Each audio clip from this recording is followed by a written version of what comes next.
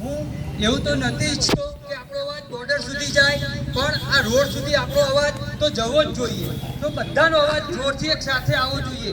ભારત માતા કી જય! ભારત માતા કી જય! વંદે માતરમ! વંદે માતરમ!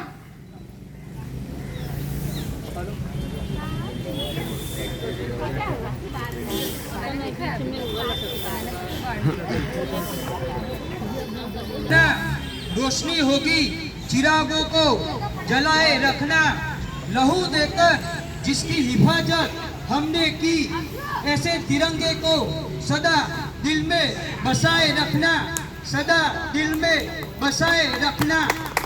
माननीय श्री अपना फौजी साहेब તેમજ એક્સ આર્મી સાહેબ, નેવી સાહેબ તેમજ આપણા પોલીસ સ્ટાફગણ તથા આપણા આજુબાજુ પડોશીના સૌ લોકોને સૌપ્રથમ મારા તરફથી આજે આપણા આ રાષ્ટ્રના 78મા સ્વતંત્ર દિવસની હાર્દિક શુભકામના પાઠવું છું.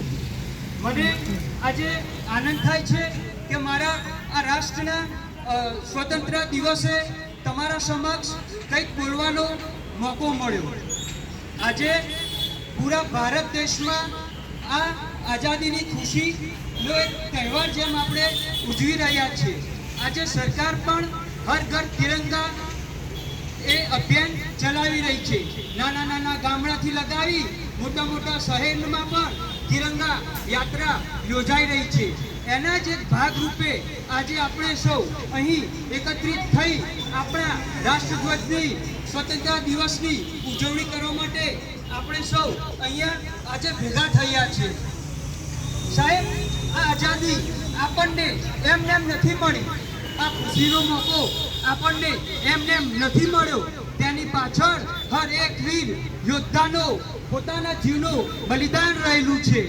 પોતાના આપણા જીવની રક્ષા કરવા માટે પોતાનો જીવ બલિદાન કર્યો છે. તેવા વીર સપૂતોને અને આપણા દેશના મહાન લડવૈયાઓને આજના દિવસે આપણે દિલથી સલામ કરીશું. અંગ્રેજોએ લગભગ 200 વર્ષ સુધી આપણી ઉપર અત્યાચાર કર્યા, આપણું શોષણ કર્યું, આપણી ઉપર ક્રૂરતાપૂર્વક રાજ કર્યું. આપણા વીર શહીદોએ તેમની સામે અનેક આંદોલનો કર્યા. છાતીમાં સાહેબ ગોળીઓ ખાધી છતાં પણ તેમનો વિરોધ કર્યો, તેમની સામે લડ્યા. આજે અંગ્રેજોએ આપણી ઉપર ઘણા અત્યાચાર કર્યા, આપણને ગુલામ બનાવ્યા, છતાં પણ વીર શહીદોએ તેમની સામે આંદોલન કરી 15મી ઓગસ્ટ 1947ના રોજ આપણને આઝાદી અપાવી. તેવા વીર સપૂતોના ત્યાગને, તેમની નિડરતાને દેશ માટે મર મિટવાની હંમેશા તૈયારીમાં એક લેખકે ખૂબ સરસ પંક્તિ લખી છે, જે હું આપની સમક્ષ રજૂ કરવા માંગુ છું.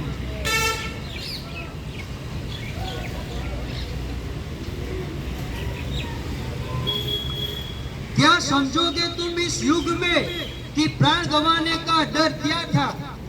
क्या समझोगे तुम इस दौर में कि अंग्रेजों का तांडव का स्तर क्या था? क्या देखा है तुमने वो रातों रात पूरे गांव को जल जाना? क्या देखा है तुमने वो मंजर मासूम बच्चों का भूख से मर जाना? कहने को तो धरती अपनी थी, पर भोजन का ना एक निवाला था. सूरज उगता था हर दिन, पर हर घर में अंधेरा था.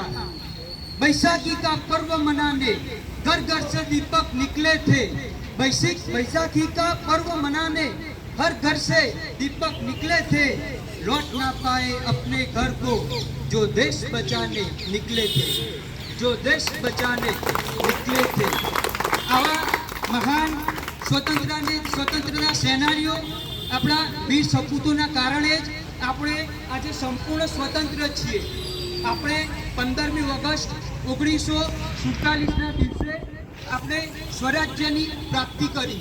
ત્યારથી આજ દિન સુધી ભારત દેશે અનેક સિદ્ધિઓ પ્રાપ્ત કરી છે.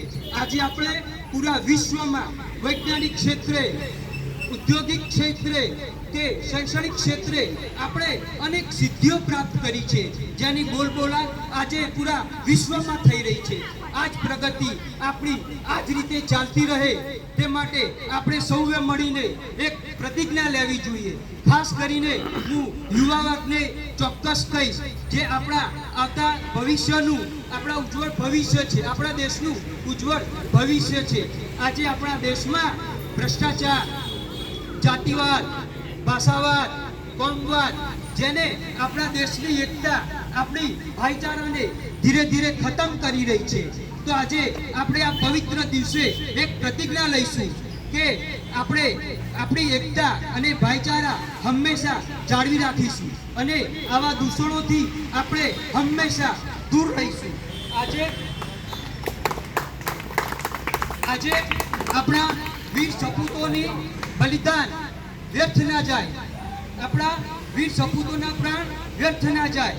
આપણા વીર સપૂતોના બલિદાનને યાદ કરીને આજ એક સાથે આપણે એક સંકલ્પ લઈશું કે देश हमारा सोने की चिड़िया थी, सोने की चिड़िया है और सोने की चिड़िया बनाए रखना है. भारत माता की जय. वंदे मातरम. जय हिंद, जय भारत. धन्यवाद.